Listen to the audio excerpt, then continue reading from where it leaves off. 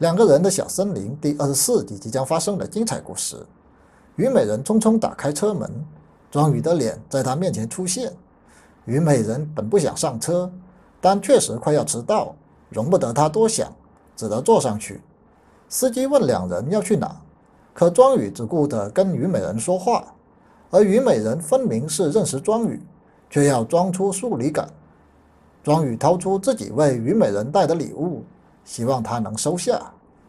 虞美人不想原谅庄羽，便拒不肯收。于是到了学校后，庄羽跟在虞美人身后一直走。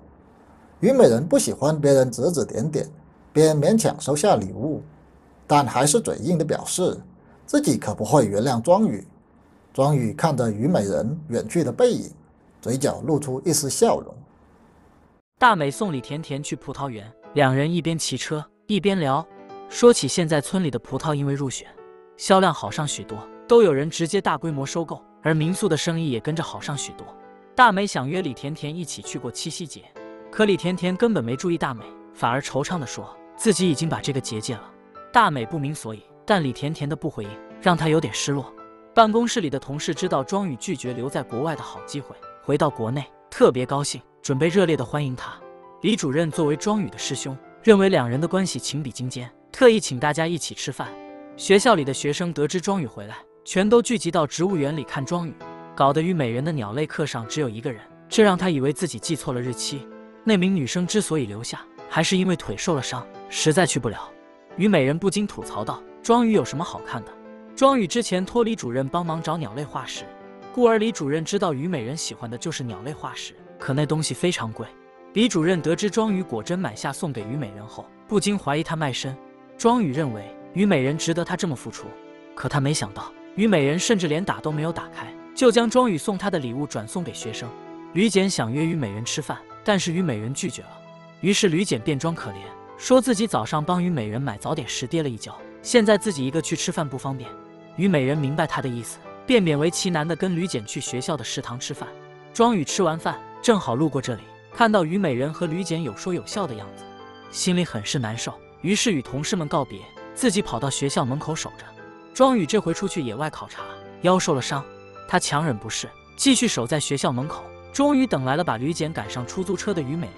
可虞美人没给庄羽好脸色看，自己刷了一部共享单车回家去了。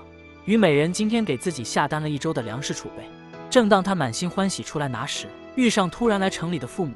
于爸在楼下正好遇到庄羽，庄羽帮他提了重物上来，但也没能换来虞美人的好脸色。虞美人话里话外都是要赶庄羽走，可于妈于爸难得见庄羽一面，非要留下他，这让虞美人很是无奈。庄羽为了能够多跟于家人相处，主动表示愿意做饭请他们一起吃。虞美人见怎么样都吓不退庄羽，决定去他家使坏。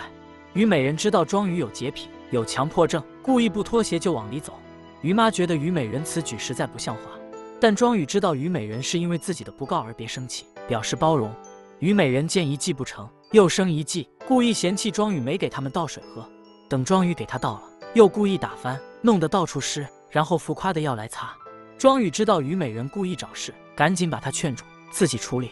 庄羽做饭的时候，于妈一直让虞美人去帮忙，虞美人哪肯帮忙，巴不得使坏。庄羽赶紧委婉地拒绝了。等到吃饭摆碗筷的时候，虞美人看到庄羽摆得整整齐齐的2种筷子，故意把2种不同的凑成一双。